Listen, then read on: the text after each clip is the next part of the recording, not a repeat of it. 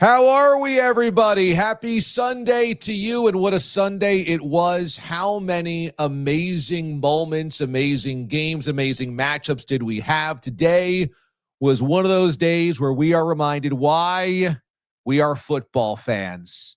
Because even in the middle of lost seasons, contract squabbles, owners foisting their own greed upon us, man, when it's good, it's really, really good. We had the snow game today in Buffalo. We had the thriller between the Packers and Bears that just wrapped up. And we've also got some drama in college football with the bracket. So all of that tonight on the show. Plus, my friend Amy Trask is going to join us from CBS Sports. We'll get her thoughts on the day of football and some good old-fashioned Raiders stories. Amy was the CEO of the Raiders. She was a longtime executive within the Raiders organization. She's got stories. She knows where the bodies are buried. We'll have Amy join us coming up on the show in about 20 minutes from now, so stick around. Plus, tonight, it's the holiday season, right? The holidays are here, which means gifting and giving. And I want to give away memberships to my Touchdown Club. Every single month, we do a members-only live chat where you get to ask me anything, but also I'm giving away old school vintage football stuff. Last month was the classic San Diego Chargers pennant.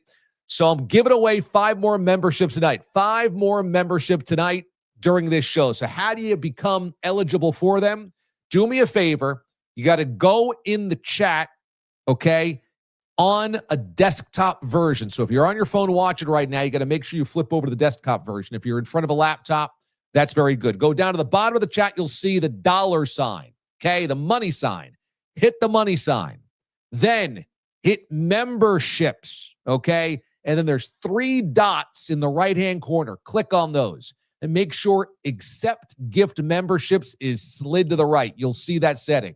When that is, you are eligible to get one of the gifts from yours truly. So Wonka DA is here. Santa DA is here. We're giving away memberships to the Touchdown Club tonight, which I cannot wait to pick out my next vintage NFL memorabilia on eBay to give away this month with the monthly live chat. Time to get into the headlines of the night. Here we go, your Furious 5.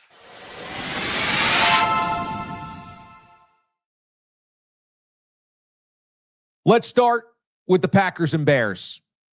The Packers prevail, the Packers survive, and in the process, we learn 2 things. The Packers got a big boy win late in the season, which they needed, because last year, remember, this Packers team kept hitting its head on the ceiling of the elite teams. They couldn't beat the Philadelphia Eagles. They couldn't beat the Lions. They couldn't beat the Vikings. All squads they'd have to get through in the NFC playoffs. Tonight and last week, we saw them take out teams that they might also have to face in the NFC playoffs. And I thought this Bears team didn't go away. The Bears refused to roll over, and you can tell that this is a new era for Bears football. Ben Johnson's done an amazing job this year. And I think one of the most amazing qualities he has given the Bears is this kind of belief that they are already ready. The Bears have not been in a spot where they've been a power broker in a long time. And I thought coming into the season, the expectations of Ben Johnson kind of already, turning on the juice in the Jets in Chicago was very premature. But he has convinced the Bears, it doesn't matter. We are ready right now. And they didn't play a great football game. They fell behind early, 14-3 at the half. But the fact that they clawed their way to that final drive, trying to get the tying touchdown, perhaps going for 2 in the win, as Brady and Burkhardt were talking about, you know what? You got to give them credit. The Packers, though, need the wins over the top teams in the NFC to make us believe that this is not just more of the same for the Pack. Good, but not great. It'll sputter in the postseason. And they've got wins over the Lions and Bears over the last 2 weeks.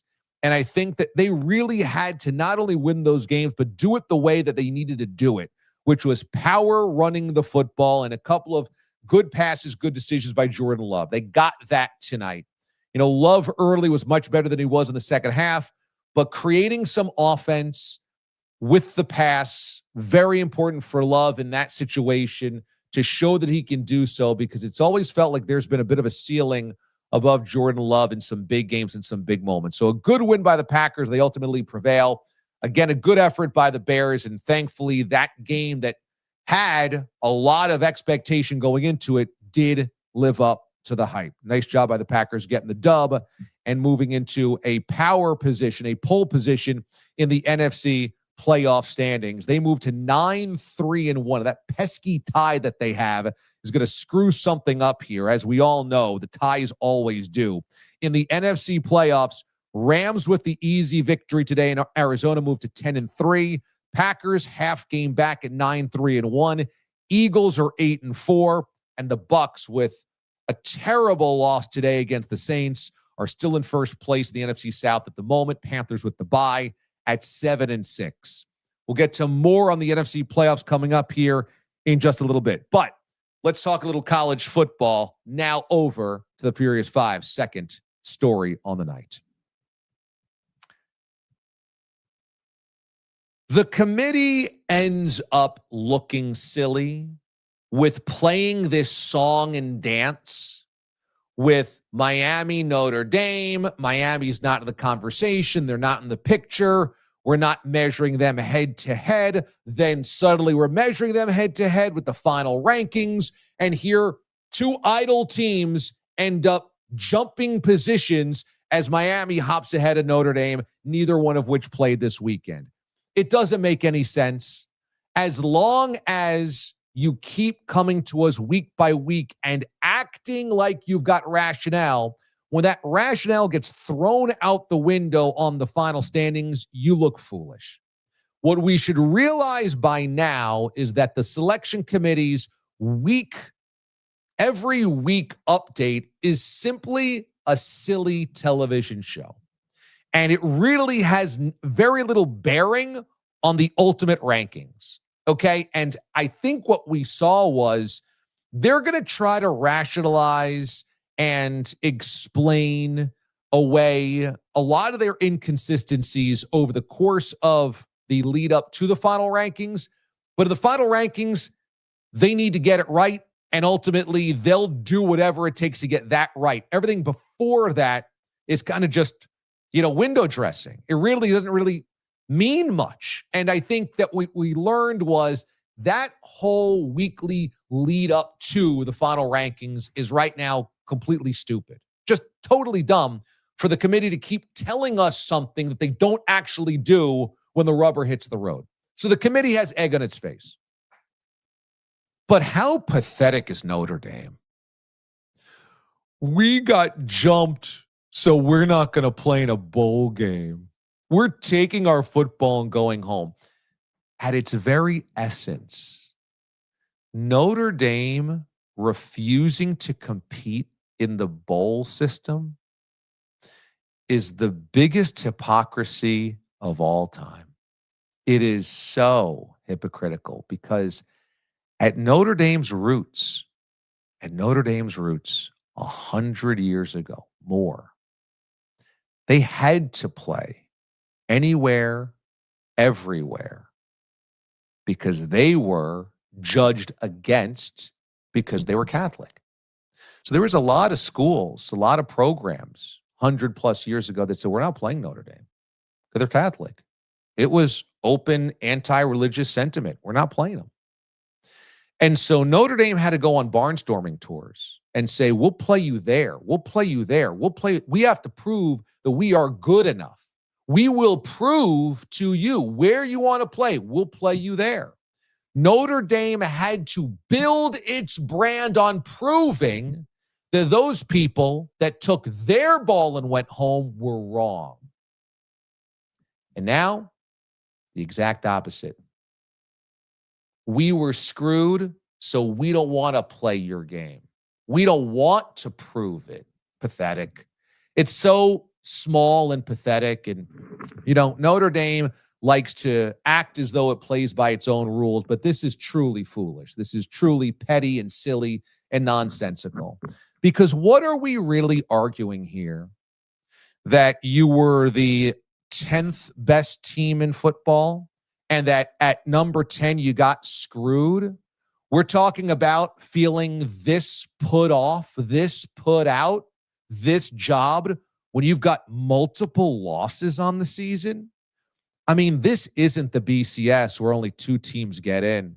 This ain't even the 4-team playoff where the 5th team of the country could really feel like they were an elite team. You're talking about 2 lost teams taking their ball and going home. I can't believe they picked that 2-loss team over our 2-loss team. Go scratch. I mean, really, truly. And this is where it's truly pathetic. If Notre Dame was undefeated and said, hey, we got to play who's in front of us, fine. Even if Notre Dame had 1 loss, maybe we could be arguing. But when you start getting into resumes with 2 losses and start acting like you got screwed, we just created the 12-team playoff. This is like brand new. We just created this format. And already, we've really been screwed on this. I mean, please. It's so funny because the selection committee could have looked like really the biggest idiots on this day. But no. Notre Dame had to take that.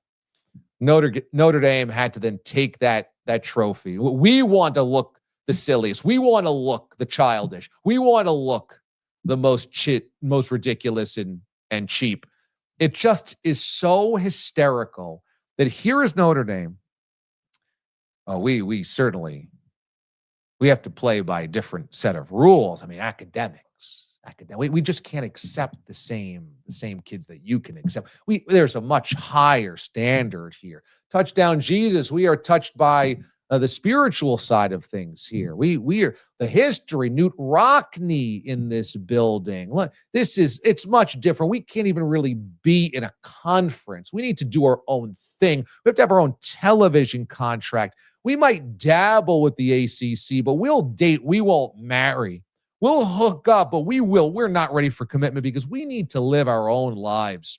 And then when it comes to a communal structure that they get left out of, how dare you leave us out? Well, I thought you were so independent. You didn't need anybody else. Now, how could you leave us out? How dare you leave us out? We will go home. I mean, this is humiliating as a look for Notre Dame. Humiliating. Just humiliating. This high-minded academic institution, all about individuality, all about we need nobody, now suddenly seems so forsaken, so put off, so scorned as a lover because they really did need somebody else. Well, don't let the doors hit you because we'll be just fine without you, Notre Dame. We'll have to hold our football party without you this year. Oh, well. How will we survive? Next up in the Furious Five, let's talk about this incredible Bills and Bengals game. There has been plenty of reasons why Bills fan has been understandably torn up about this season. Chiefs are not their dominant selves. The AFC certainly feels wide open.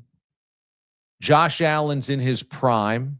They're coming off an AFC Championship game appearance, and now is the moment.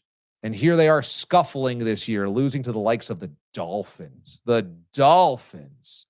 This is a team that lost to the Falcons. The Falcons. Oh. And there's Bills fans saying, we're going to waste this. We're going to waste this year. And everybody wants to try to pick the new hot chick in the AFC. This is the newbie. This is the fresh face. And let me just tell you, never count out the Buffalo Bills because of this quarterback. There are two moments in this game that quarterback, number 17, did something that no other quarterback in the NFL right now can do, and that includes Lamar Jackson, because Lamar Jackson is clearly not 100%. And that is, in a brief second, see a window about this big and go, I can beat you to that spot, first down. Or, in a touchdown case, a 40-yard scamper into the end zone.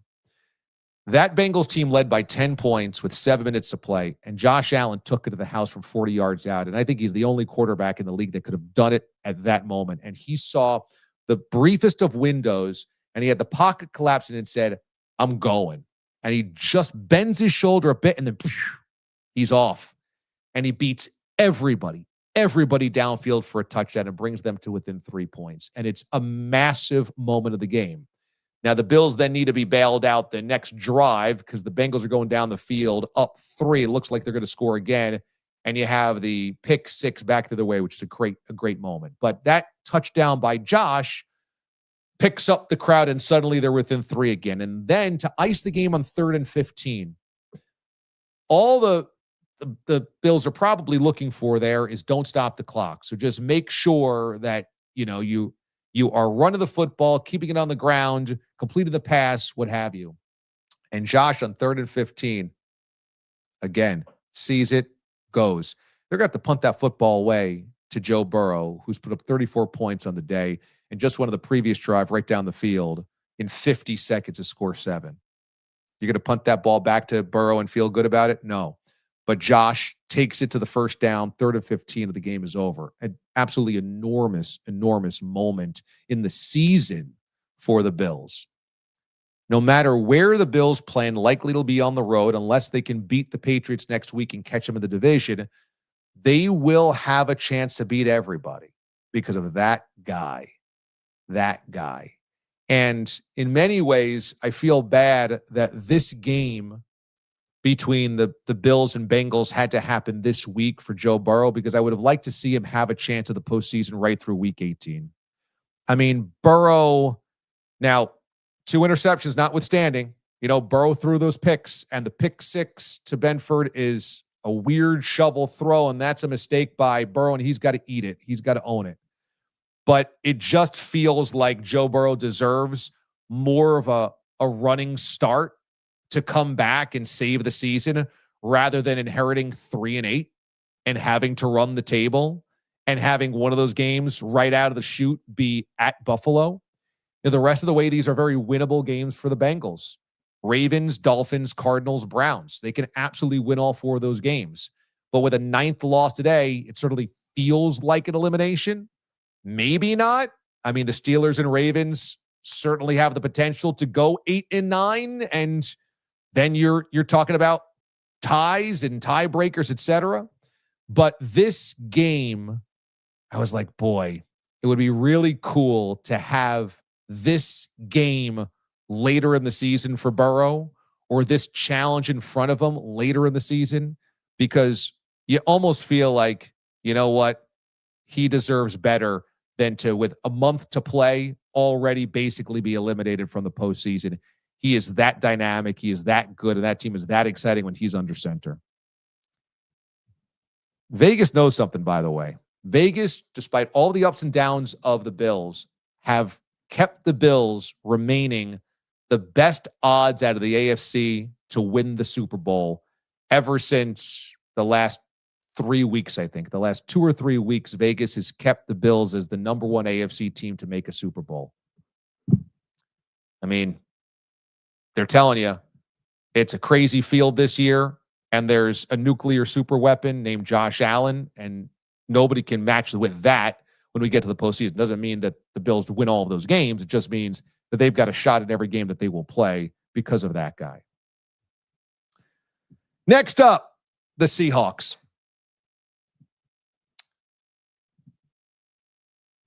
I am fully in on the Seattle Seahawks, and I absolutely can see the Seahawks making a Super Bowl. I really can. And I'll tell you why.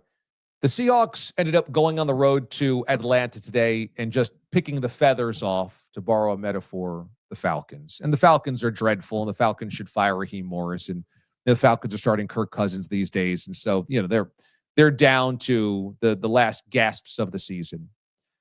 And in the first half, by the way, it was a tight game with 6-6 of the half. But there is a gear that the Seahawks can crack into, and there is a balance the Seahawks have that not a lot of teams do.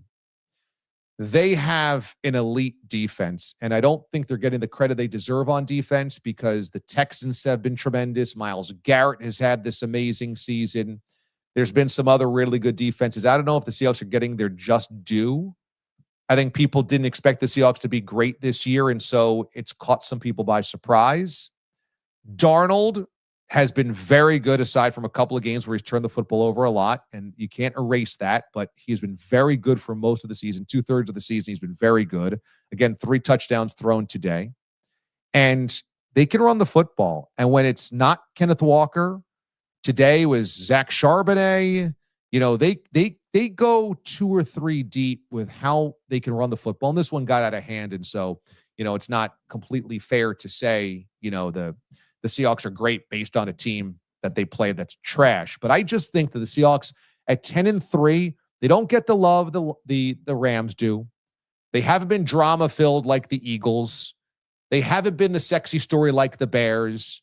They just workmanlike keep pounding people. And I really like the Seahawks, and I can see them going on a run in January. I can see them in the Super Bowl.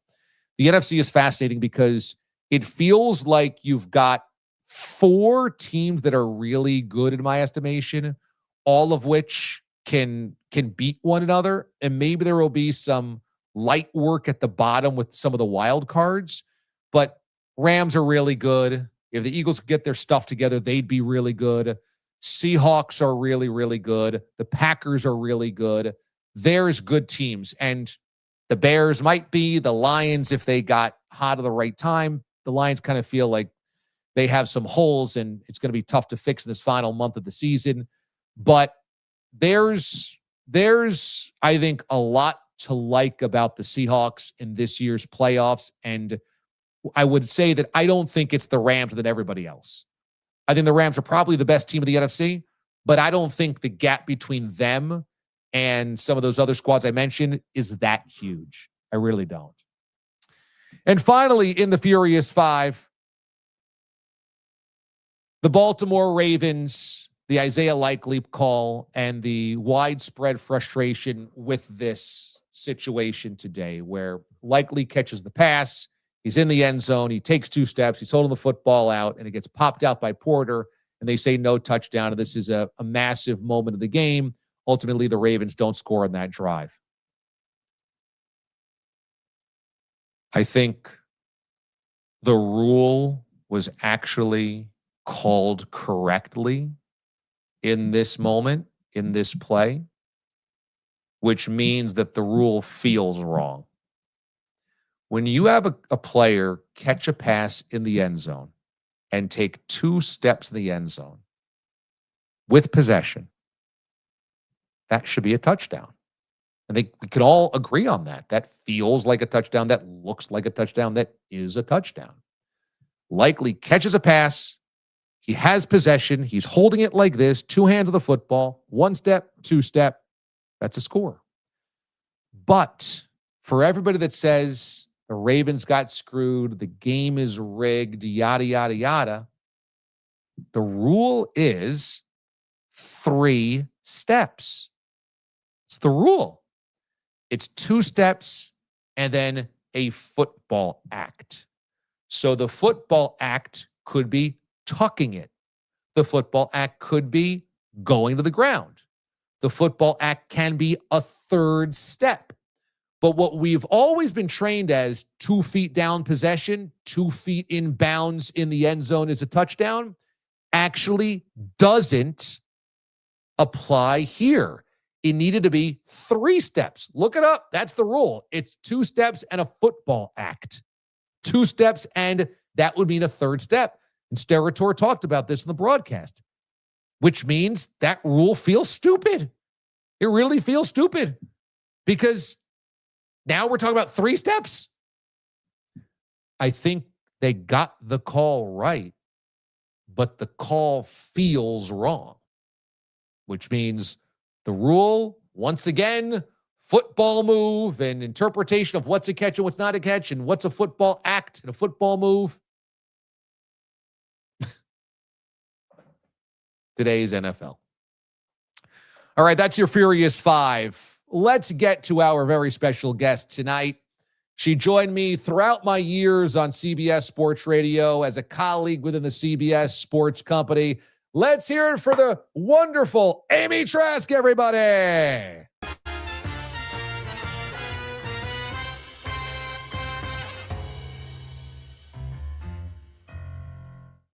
My good friend, former executive of the Raiders, current CBS sports analyst, and CBS colleague for many, many years, Amy Trask. Amy, how you doing? I am doing well, and I am thrilled and honored to join you. Thank you, Damon. It has been too long since we've been connected because I'm no longer at CBS Sports Radio anymore, and so we haven't done this in a while. So I'm glad to catch up with you because we got a lot to go over, including this amazing game between the Bengals and the Bills today, where the Bills win in the snow and need 39 points to do it. There's part of the Bills story, which is always exhilarating, and Josh Allen. Then there's part of the Bills story, which is, oh, God, is that defense going to be good enough in January? Where do you stand on Buffalo's chances? Well, first of all, watching that game, I had flashbacks to and maybe PTSD to the times when we played in Buffalo in that snow. When we were the road team, Buffalo was one of 2. I would say there were 2 places that I found it most difficult to play on the road, and Buffalo was one of those places. Not only when it was snowing, but those fans give Buffalo a tremendous advantage. So even watching Cincinnati lead throughout the game, I thought Buffalo's going to find a way to do this. With Buffalo's defense giving up that many points in big plays to Burrow, obviously that's a concern in Western New York. Do you think they can tighten it up and make a run in January? I do. I think any team between now and January can go either direction. They can tighten things up. They can figure out how to get things done, or they can go in the other direction. Look, we just started December. January is, from football perspective, a ways off. So can they tighten it up? Absolutely. Will they? Who the heck knows? When it comes to the quarterback, it seems like the Bills will always have an advantage no matter who they play, especially in this AFC postseason, it would seem. But how much does that matter in January? When you assess playoff matchups, the playoff field, does having the better quarterback give you a significant leg up in January, or is everything much tighter than that? Well, I'm glad you used the word significant, because does it give you an advantage? Absolutely. Does it give you enough of an advantage? Not necessarily. Look, there's that old adage, and it sounds hackneyed and trite, but there's a lot of truth to it. Defense wins championships. So having a terrific quarterback is, of course, an advantage, but you're going to want your defense playing well when it comes, no pun intended, push comes to shove. The Seahawks have a great defense, and they went to Atlanta and gave up 9 points in a shredding of the Falcons. Do they have Super Bowl capabilities in your mind? Look, I believe any team that makes the playoffs has Super Bowl aspirations and perhaps capabilities. The whole concept of the league is parity. It's designed on the concept of parity. That's the goal. So get your team into the playoffs, and then we'll see what happens. And by the way, as we know, every single team is one injury away from really devastating their hopes. Mike McDonald's been great in a short amount of time in Seattle. Liam Cohen has immediately made the Jaguars a winner in Chicago. We've seen the effect of Ben Johnson, Dave Canales in Carolina. There was already an impatience because of society and where we are to get things done quickly. But now, because we're seeing these head coaches turn things around in 1 or 2 years, is there going to be even more impatience from GMs and head coaches? Oh, there may well be, but as you know, you're right. That's where we are right now as a society. But in terms of football, there's another reason why you're always going to see some owners, at least, many owners more likely, making quick decisions. There's no cap consequences when you terminate a coach early. Now, look, I'm a big fan of noting that the cap is simply a method of accounting, and cash matters more to some owners than do cap issues. So when you let a coach go early, you do still have the same cash issues that you have when you let some players go early. But in terms of cap, there's no consequences when you let a coach go early. So I think we're going to continue to see that. The Dolphins have actually rallied to make this a season. They win again, cruising past the Jets on Sunday. And Chris Greer, GM, gone, but it looks like Mike McDaniel's going to keep his job, and Tua has this big contract. Does the Dolphins turning things around second half of the season, does that suggest that they could have something there to still build on, or is it a little bit of fool's gold because they've beaten a lot of bad teams? Maybe yes and yes is the answer to your question. Maybe it does show that they have something to build on. And yes, they have beaten some teams that should be beaten. So I guess what I'm saying is, to answer your questions, they're not mutually exclusive. The answer can be yes or yes. The one thing about which I feel very strongly is when they bring in a new GM, we often hear the conversation when any team brings in a new GM that he's going to want his guy. He's going to want his guy. And Damon, I hate that his guy approach. What you should want to do is bring in the right guy. So if you're the GM of a team and you come in and there's a coach in place, and let's just pretend, for purposes of me making my point, that the coach in place is Vince Lombardi. Well, guess what?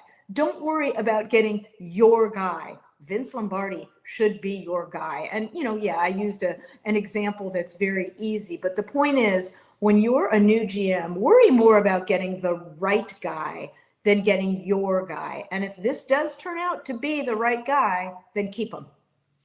A bizarre scenario is unfolding in Cleveland where Deshaun Watson's, he's going to be healthy enough to play next year, even though it's felt like an eternity since the Browns actually had him under center. And it would be a massive dead cap hit if they released him before June 1, and a big cap hit if they released him after June 1. Can this work where you have young QBs like Shador, like Dylan Gabriel, with Deshaun Watson next year? Can the Browns possibly bring all of them back to try to compete again? I don't know that they would bring them all back, but can it work to have a couple of them back? Yeah, I think it can. And if one of them is Deshaun Watson? Well, you just pointed out reasons why they should or might wish to keep Deshaun. I mean, look, the contract to which they signed him was nutty. That's a very technical term, by the way, nutty. I learned that in law school, a nutty contract. But they do have him under contract. I would imagine they want to see if they can make something out of that. I'm fascinated to see what they can do with Shador. I don't think he's been given a terrific opportunity this year, having come in after taking no snaps with the first string offense. And now he's getting some time under center. They've got a lot of issues in Cleveland, but can they make it work with more than one of those quarterbacks? Yes. Do I think they can make it work with all of them? I don't think that's particularly smart. In Oakland, there was a Lane Kiffin era, and it wasn't a pretty era. There was, just to educate you, it didn't go well in Oakland for Lane Kiffin. And it got real messy, obviously, between Ole Miss and LSU, and I think it's still going to be messy for a while.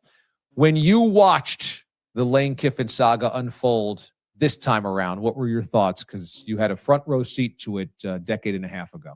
I did have a front row seat, although I will note that I was very, very childish on the day in question and did not attend the famous press conference. I stayed in my office. I was being petulant.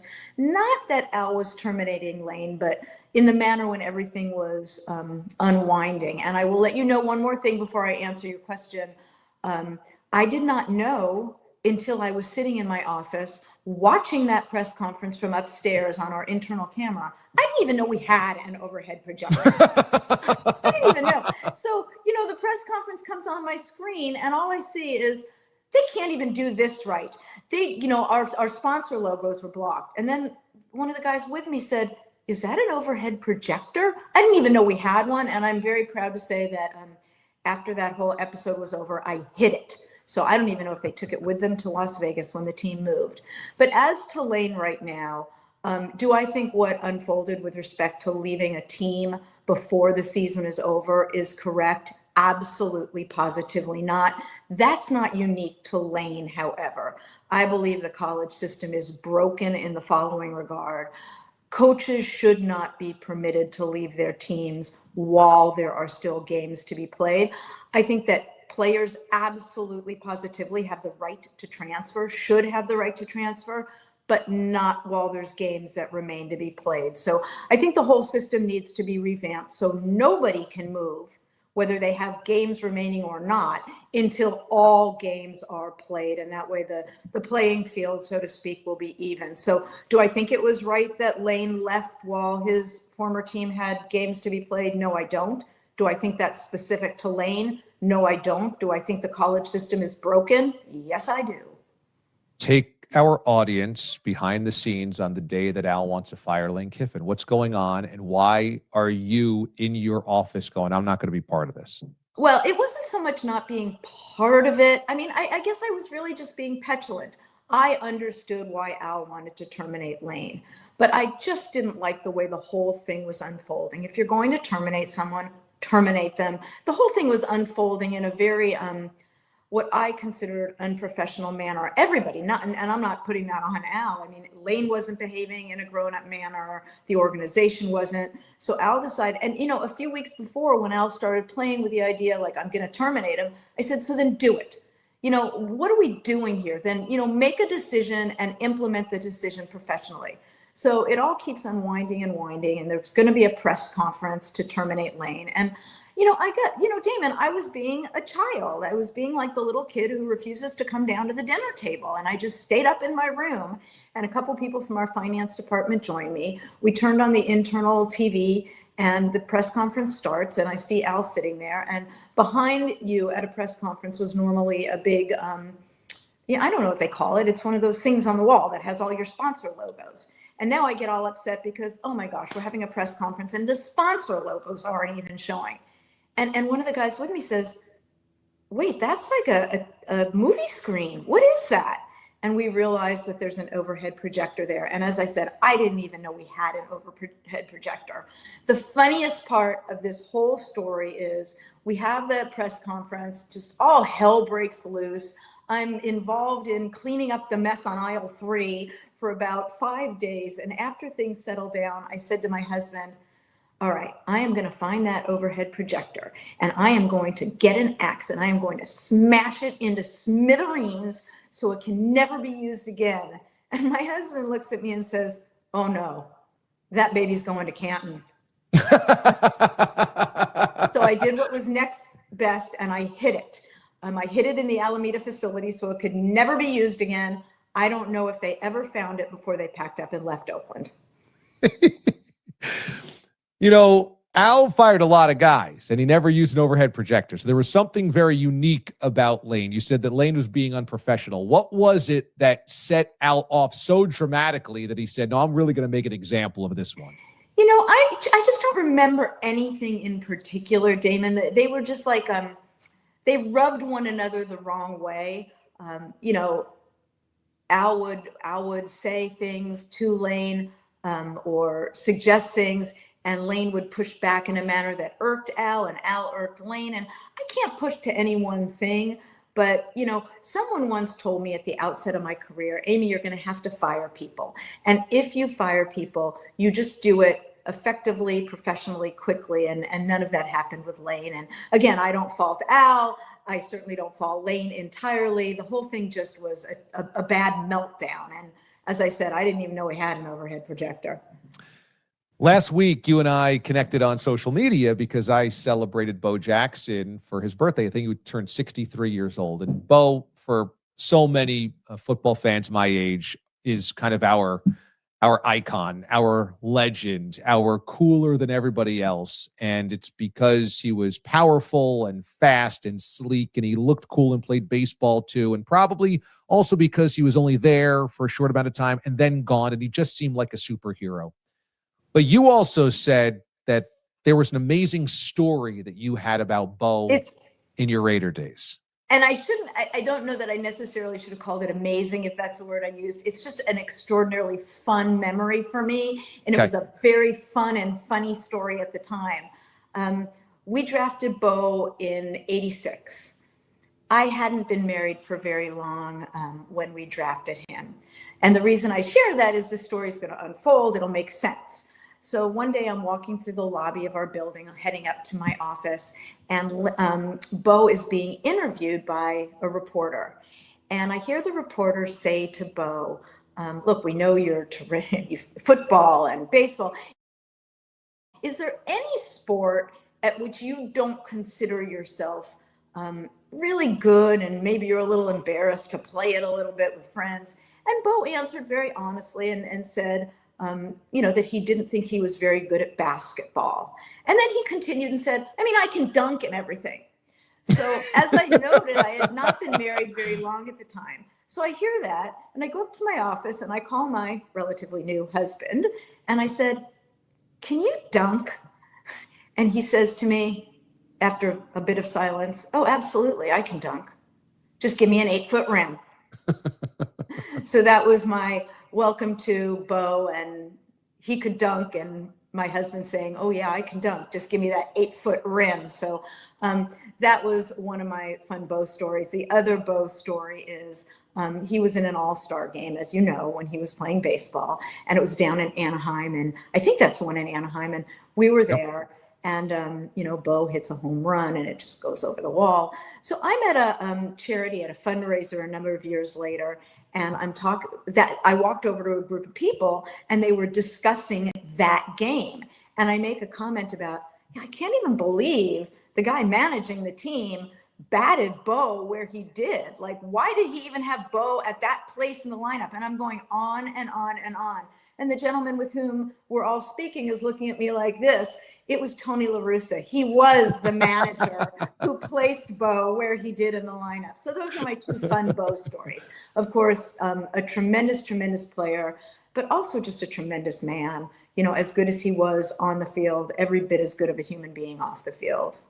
Well, that basketball story is very funny because if a normal mortal person could dunk and they were asked, are you good at basketball? They would say, yes, I can dunk. But because Bo is immortal and one of the greatest athletes of all time, he goes, I'm not very good. I can only dunk. Oh, yeah, I can dunk and everything, but I'm not very good. I can dunk. And then my husband, I wish I could convey better what I imagined his face to be when I said, hi, can you dunk? And he goes, I just was curious if he could dunk too. Yeah. And he can on an 8-foot rim. I'm not Bo Jackson, honey. I'm not Bo Jackson. For joining us here on the show, Amy, we'd like to present you a bottle of Santo Tequila. This is for you and your family to share. Santo is a collaboration between Guy Fieri and Sammy Hagar, rock legend, and they sponsor the show. And so all of our guests for appearing on the show get a bottle of Santo Tequila. So enjoy it for the holidays. That is extraordinarily generous of you and kind of you. And tequila aside, I will join you whenever it works for you to do so. You ain't never getting rid of me, Damon. Too kind. I love seeing you, Amy. Always throughout the years, our visits have been phenomenal. Football makes me smile, and then having you on the show talk football makes me smile even wider. So I always love doing it. And as we like to do on social media, because you encourage us, you say hi. Proper salutation. Hi. Before Amy answers any question on Twitter, she goes, before I get there, can I just say hi? And it Wouldn't forces people. Wouldn't the world be nicer if everyone said hi to each other? My goal is to learn to say hi in every language on the earth. Especially on social media where everybody just launches into takes all the time. And you're like, well, let's take a pause and let's say hi first. And it forces everyone to be a little bit more cordial to people. Agreed. Amy, you're the best. Thank you so much for joining us. Thank you, Damon.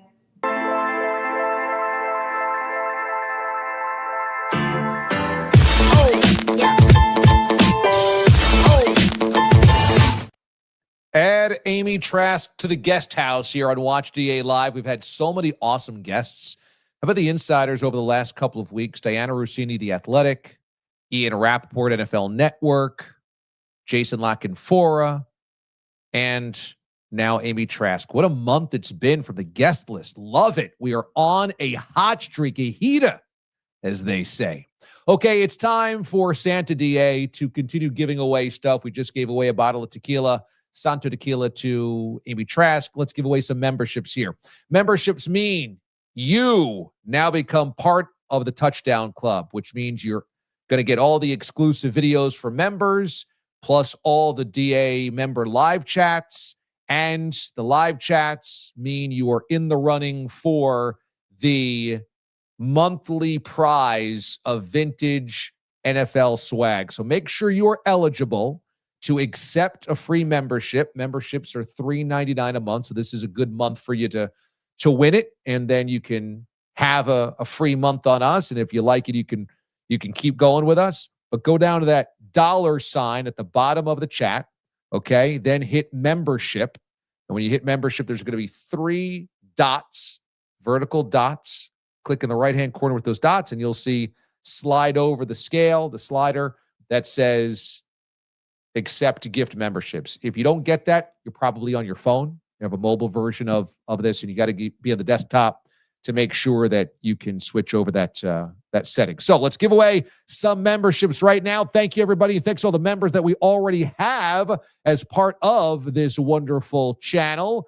We're giving away 3, 4, 5 new memberships tonight. We want to give them away and grow this beautiful party that we have of the aliens. So it looks like Andy's Dark Room. Congratulations. Looks like Jay Davis. Congratulations. It looks like Jay Rader. Congratulations. Looks like Michelle Haberman. Congratulations. And Jabbajaw also getting a membership. Nice job, everybody. Love it. Okay. Love it, love it, love it, love it, love it. And we will make sure that everybody is on board for the next monthly membership show. I'll get you that date when I can. I'm not sure which date, just because of the holidays, things are kind of moving around a little bit. Trying to make sure that I'm home and we have a proper night to do it. But fear not, we will definitely get that on the calendar and make sure that you guys can all join as members of DA's Touchdown Club and the D-Alien Inner Circle. Love it. All right. Very cool. Welcome all those new members aboard. We had a new 5-pack last week as well. So some fresh faces in here, which is very, very cool. All right. Let's welcome on our executive producer, Ben Spector. Ben Spector Gadget is pulling the levers and pressing the buttons behind the scenes. And Ben, it's time for The More You Know. What have you learned tonight here on the show? Well, a lot, but I learned a lot from Amy. And really, I learned a lot about the Lane Kiffin situation. I did not know I knew obviously the whole Raiders situation and that all went down. I didn't know about the projector. So I did some research after the fact. Okay. And if you listen to what Al Davis says, it's pretty striking. He gets up there and he says, today we've decided to part ways with Lane Kiffin. I'm paraphrasing. Part ways with Lane Kiffin. And, I wanted somebody younger and I wanted some youth in the building, but he clearly was not the person I hired. It was like, whoa, that's crazy. That's amazing. So, and even the projector is true too. And all the things about the sponsorships is so true. I worked for the Magic last season, and all that stuff is taken into account. So hearing it from another person who used to work in an organization, and just I can only imagine the stress of seeing a projector in the background of a press conference that is very newsworthy, and a lot of people are watching and very interested and invested in it.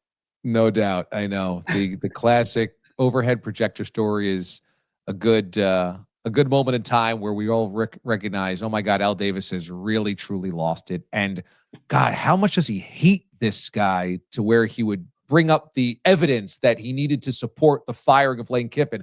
Like, he's fired so many coaches over the course of his career, but only once did he need to bring out evidence of why I'm doing this with an overhead projector. That's how awful and toxic it had gotten between Al Davis and Lane Kiffin. Love that. Good job. Before we cut, we're going to have you back on to do a few comments, but I just wanted to throw up a few beam ups as well for our members here tonight. And as I mentioned before, we got DA's Touchdown Club, and one of the members of the Touchdown Club is, of course, Randy Trask. And Randy, how about this?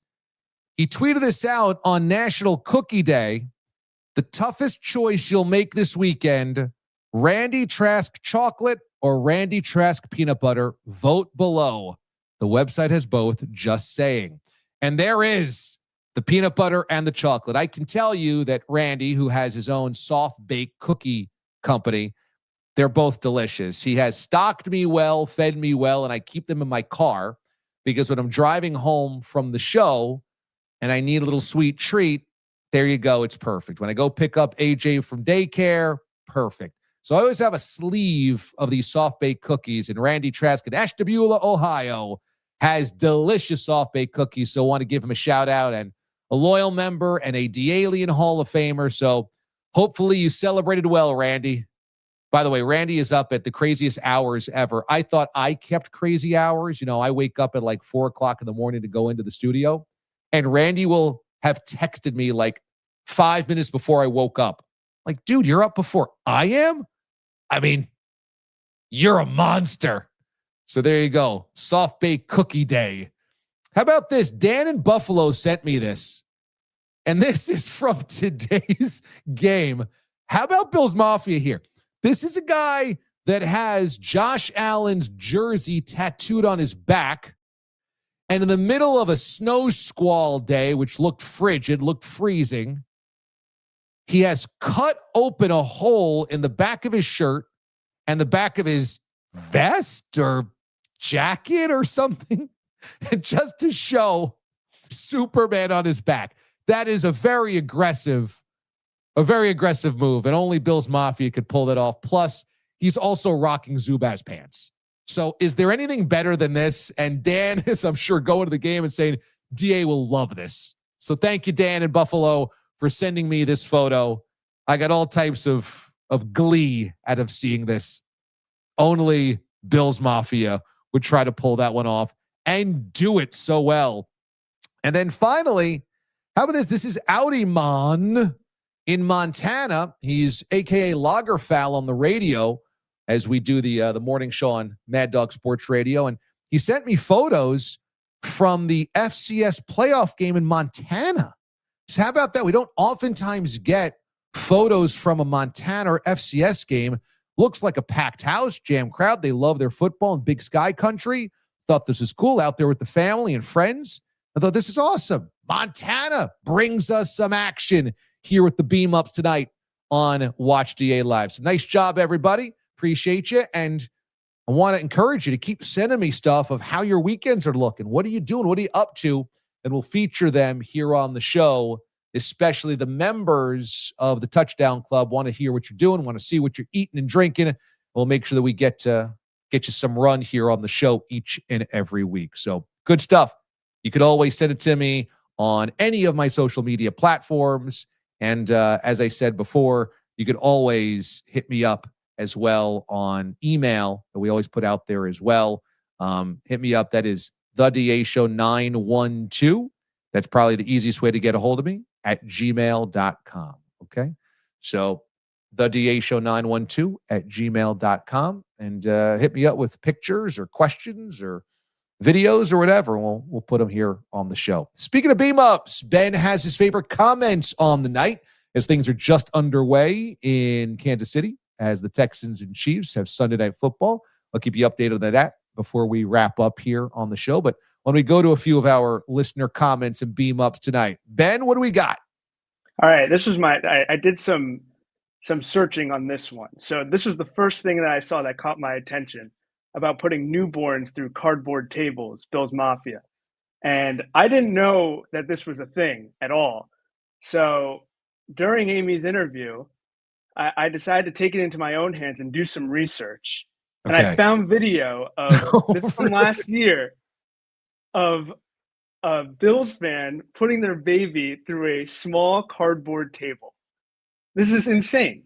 Oh, I do remember that from last year. Yes. And Kristen needs to know this because Kristen has, I think, a 2-month-old at this point in time. So she's got to start wondering. Now, she's not part of Bills Mafia technically. She's a Lions fan, but she is in Buffalo. Okay. So, there might be reason to put baby Buffalo through a folding table that just has like Lions colors on it, just to make sure he's got the roots, the DNA, and also keeps loyal to mommy's team. So, but check this out.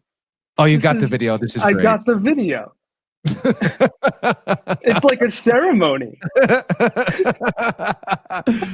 Instead of a christening, dunking that butt in a thing of water like I had done to me, instead you got to gracefully put the baby through a folding table. That is beautiful.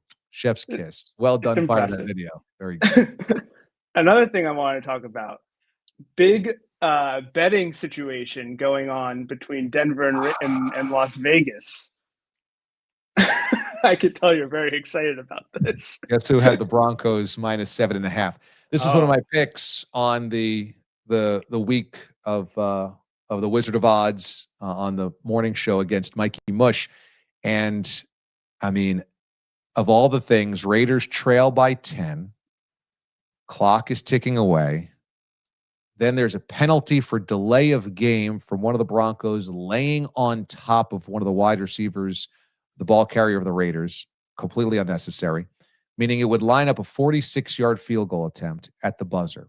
Now, you can't win on a 46-yard field goal attempt. You're down 10. So why would you do it? I guess Pete Carroll knew the number. I mean, because if you kick the field goal, you lose by 7 and not 10. And thus Raider fans that might have bet +7.5 win this bet. But this is ridiculous. This is utterly ridiculous. And the final play of the game for a team that's got 2 wins to kick a field goal down 10. It had to be because Pete Carroll knew the number. It had to be. And it's just as agonizing a loss. It should be noted that the Wizard of Odds lost by a 0.5 point on that bet and then a 0.5 point on Bears Packers. He had Bears +6.5 and they lost by 7. So that's why they keep building all types of casinos and hotels in Las Vegas. And I am scraping together enough money for daycare for AJ. So there you go. Maybe it's so that he can pitch to stay and say, "Hey, remember that game against Denver? We lost by 7 instead of 10." Yeah, it wasn't double digits. It was a one possession loss. 1 score game. Yeah, that's right. That's right. Could be. Here we go. Another one for you. Notre Dame.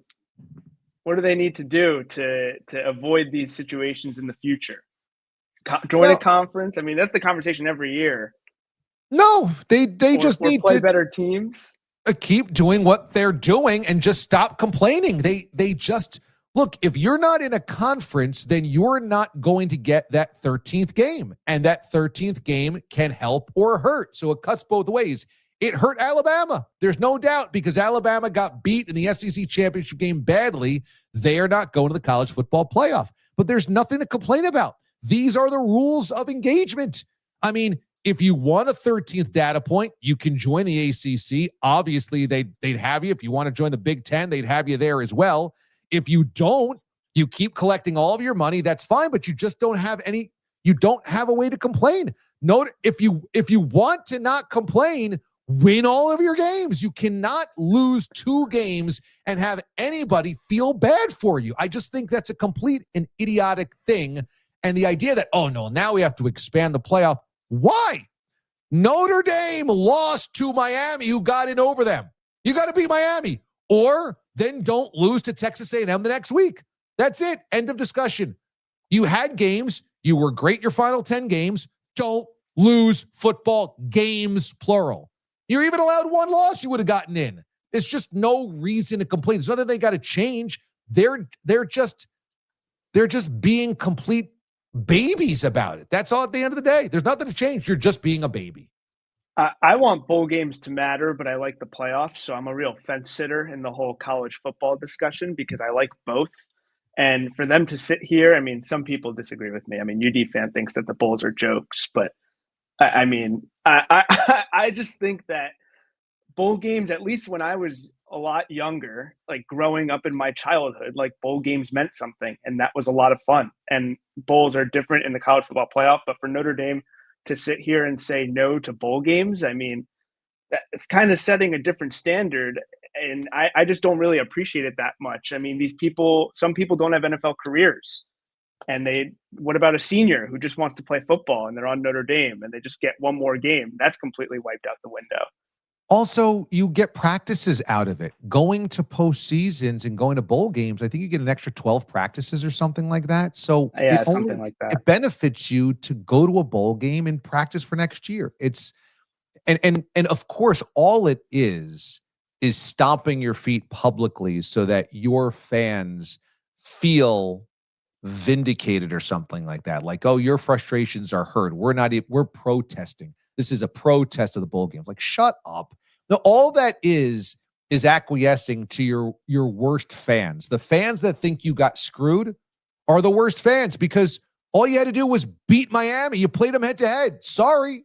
That you had the team that jumped you on your schedule. Beat them. There's nothing else to say. Yep. 100% agree. 100% agree. 27-24, that was a close game too. So, absolutely. Yep. Absolutely. All right. Very good. Let me go through some comments as well here that I want to get to. And it's nice to see Cole say the Bears still suck. So there you go. Also, Randy, Bears getting better, Packers getting it done, with a lot of nice emojis there. Randy's emoji game is always very strong. Now, UD fan says the Browns can't even do the stuff they are supposed to right. To have coaches compounded by going for 2 with a young team is just dumb. Kevin Stefanski going for 2 twice today and then losing by 2 is just epitome of the Cleveland Browns. I don't think it really matters at this point in time because obviously the Brown season is over. But I mean, talk about overthinking it. And I just think that the 2-point conversion stuff is so stupid and so counter-intellectual in the NFL that all these guys try to convince themselves they're so smart and they end up just looking stupid for all of it. Notre Dame not being a conference is their fault as much as I'd love to blame the committee. Yeah, exactly. The committee looks stupid because they had one way of doing this the entire season, then flipped it completely on its ear when the rankings came out. But at the end of the day, who disagrees with the fact that you would put in a team that beat the other team head to head? If it's between Miami and Notre Dame or Team A and Team B, and Team A beat Team B, you have to put in Team A. You have to. So they did. So stop complaining, Notre Dame. Shut up. Ralph says, join a conference or have a tougher schedule instead of playing in the ACC. It's not even that. You got 12 games. Win 11 of them. Shut up. Notre Dame, just shut up. UD fan, the Bulls are jokes anyway. Probably. But to make a protest out of them is even stupider. 2-Ton Tony says, I feel bad for the seniors. Now, Matt says, Joe Burrow deserves to be anywhere but playing in Cincinnati. Looks like it's going to be another year without the playoffs in Cincy for Joe, which is a shame. 2-Ton Tony about Josh Allen. Josh is 1 of 1. DA, you're setting yourself up for disappointment. Seattle Sam Darnold will be seeing paranormal activity in big moments. That's my thoughts on the Seahawks, me buying on the Seahawks. Perhaps I will end up looking stupid on this. Sam, not the same Darnold story. There you go. We're doing some puns here. Matt says, I've offered to throw a worldwide de-alien party in the forests of Alberta for anyone who would fly to Calgary.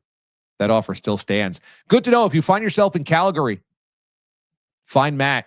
He's got like mountains, a mountain range that is in his backyard. He's taking photos of. It looks ridiculous. Like he lives in some planet in Star Wars. It's outrageous. You should go there. I'd like to go there. Matt says the Vikings look so bad right now because of the Sam Darnold thing. Craig says, yeah, Isaiah likely farted, and that was a football act. I know, because I do it all the time watching football. That farting on the couch is a football act. Matt says, the rule is absolute BS. Thank you for calling this out. It just, now we need 3 feet down? What? Rules are dumb. We should just play for fun.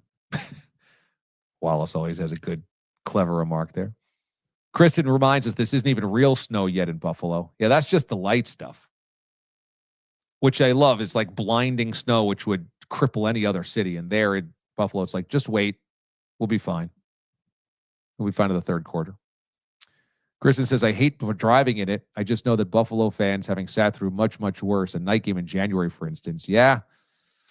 How cold will it get in Buffalo for that final game? We'll see. They got one at the end of the season, which is going to be, the first week in January? Oh, boy. Matthew says, Randy and Moist, I'm a few glasses deep of the dirty water. My Texans are going against the Chiefs, and I have no idea how this will end, which means a lot of dirty water. Wallace says, the Dolphins until they bring back Snowflake. I'm not a believer. Snowflake!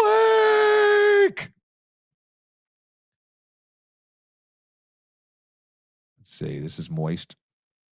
The biggest kick in the pants for Browns fans would be if the Browns re-signed Deshaun after next season. That can't happen. I can't even believe he's coming back next year. DA, does Amy know where Jimmy Hoff is buried? You know what? When you work for the Raiders, you probably know things like that. So Ralph reminds me that ceiling is the roof. What choice do the Browns have? They can't trade him because no one wants that contract. So this is the most Brown situation you could ask for. Yeah, you just wonder if it's just unhealthy to have him around. Annie mentions, I love that Notre Dame feels screwed. F you, Irish. How does that feel? Oh, they got FU'd. While it's all good in Austin, ran my first half marathon today. Not bragging, but informing. Very good. Congratulations, Wallace. Nutty, definitely the Deshaun Watson contract. Acorns, walnuts, chestnuts, Brazil nuts, pecans, almonds, cashews, peanuts. Totally nuts. I feel like the Micro Machines guy. Just open a Brooklyn Brewery black chocolate stout. And because you may ask, 10% ABV. My, oh my. And the bourbon that Randy brought the past summer was absolute fire. Oh, that was delicious. Absolutely delicious. That was at Bob's Bar. Can't wait to do that again next summer. I haven't seen an overhead projector since I was in college like 15 years ago. And what's the opposite of an overhead projector? An under-butt projector? Yeah, I think that's the technical term. I do. I think that's the technical term. So let's see. Ben in a different spot than last week, keeping up with Aiden. Love it. Yes, Aiden always seemed to be in a different room. Pete, the body is slowly shaking his head and screaming, they're babies! They're just babies! I miss Pete. We got to get Pete here on the show, don't we? We got to get Pete the body on this show. I think that's going to be my New Year's resolution. Let's get him on the show. Thank you, everybody, for an awesome night here on the program. We're still scoreless in Kansas City, so you haven't missed anything. We're midway through the first quarter, and so we will keep you posted of this before we get out of here. But before we get out of here, let's bring you your laugh of the day, your Little Mo laugh of the day. And we celebrated Little Mo's day of getting Mo Gab away dedicated earlier in the week, and that was such an emotional show and so good to see my man Priestley. And if you haven't seen that, if you want to relive the story of Mo around the holidays, perhaps share it with your children or your loved ones, just on this channel, make sure you are subscribed. You can just go through the channel, and it was just a couple of days ago. If you just go into live streams, it was 2 live streams ago because we did Bill Maddock earlier today, and then the one before that will be the Little Mo dedication show. And watch it, commiserate, remember Mo. The message is amazing. Priestley is so good. He knew Mo as well as I did. He knew Mo better than I did, really. He's down in Baltimore. He's a radio personality down there. And it was special. I got really, really choked up. I really nearly busted out crying, like sobbing, crying. But I love Little Mo so much. And we miss him every single day. We know he's watching from above every single day that we do this, which is why we do the Little Mo laugh of the day. And of course, he would be loving and laughing at Jameis Winston. Watch this clip as Jameis Winston does a Michael Strahan impersonation to Michael Strahan. I got a song like this. Yeah. Hey. Yo, I believe you in my room, sir. How you doing, good brother? Huh? Hey, man, I'm just trying to get like you.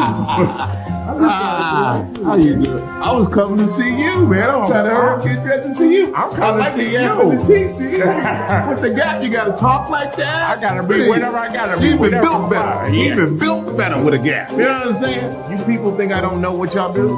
I know what you do. Thank you, brother. All right, man. How good is Jameis Winston Strahan? Really good. And he was in studio as well with the Giants bye week, and he's going to be fantastic as an analyst. He really is. And we could use a little bit of flavor, a little bit of personality, a little bit of something on that set, because there is a lot of boring former players that are kicking around right now. J.J. Watt's been boring. Matt Ryan's been boring. Gronk is boring. All these guys, they're bringing nothing to the table. So, yeah, get me some fresh blood in there. And Jameis doesn't take himself too seriously, so I like that a lot. Jameis is just a legitimate funny guy. Funny like how? I amuse you? All right, that's going to do it for us tonight here on the show. Thanks to executive producer Ben Spector. Thanks to my guest, Amy Trask. And thanks to all the D-Aliens who watched alongside tonight. That was a lot of fun. We will see you tomorrow morning on Mad Dog Sports Radio, Channel 82, bright and early, 6 a.m. Eastern Time. Make sure you're subscribed to the channel, okay? Click on this button below me. Make sure you're subscribed. That way you get notified when we go live like this show Sunday nights. Be good. Be good to one another. I'm DA. Mothership disconnects.